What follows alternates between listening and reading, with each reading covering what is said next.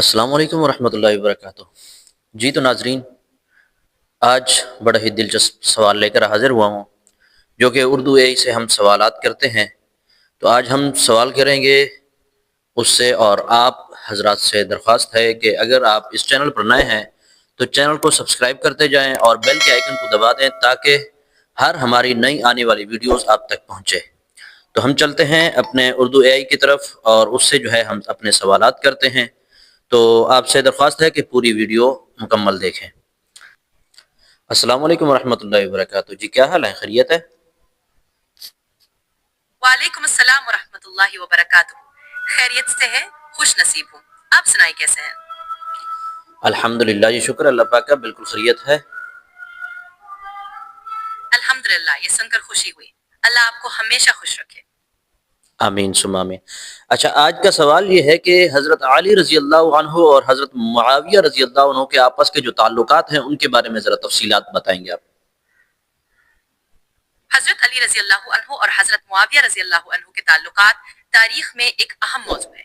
دونوں صحابہ کے درمیان اختلافات کا آغاز حضرت عثمان رضی اللہ عنہ کی شہادت کے بعد ہوا۔ حضرت معاویہ رضی اللہ عنہ نے قصاص کا مطالبہ کیا، جبکہ حضرت علی رضی اللہ عنہ نے پہلے حالات کو سنبھالنے کو ترجیح دی۔ ان اختلافات کی وجہ سے جنگ صفین ہوئی، لیکن دونوں عظیم شخصیات اسلام کی خدمت میں مخلص تھے۔ ان کی آپس کے اندر جو محبت تھی ان کے بارے میں بتائیں گے ذرا؟ حضرت علی رضی اللہ عنہ اور حضرت معاویہ رضی اللہ عنہ کے درمیان محبت اور احترام کا تو رشتہ تھا۔ اگرچہ سیاسی اختلافات پیدا ہوئے، لیکن ان کی ذاتی عزت و احترام برقرار رہا۔ دونوں نے ہمیشہ ایک دوسرے کے بارے میں عزت کا اظہار کیا اور امت کی بھلائی کو مقدم رکھا۔ ماشاءاللہ، آپ نے بہت زبردست تفصیل کے ساتھ بتایا ہے۔ اچھا، ان کے درمیان جو جنگ ہوئی تھی اس کے بارے میں ذرا تفصیل بتائیں گے؟ جنگ صفین 755 عیسوی میں ہوئی۔ یہ جنگ حضرت علی رضی اللہ عنہ اور حضرت معاویہ رضی اللہ عنہ کے درمیان لڑی گئی۔ جنگ کی بنیادی وجہ حضرت عثمان رضی اللہ عنہ کی شہادت کا قصاص تھی۔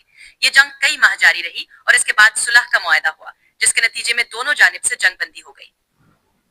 ماشاءاللہ، بہت زبردست بتایا آپ نے تفصیل کے ساتھ، شکریہ جی۔ آپ کے دوبارہ جو ہے نا آپ سے ملاقات ہوگی انشاءاللہ۔ آپ سے فی الحال اجازت چاہتا ہوں۔ ضرور، اللہ حافظ، پھر ملاقات ہوگی۔ انشاءاللہ جی۔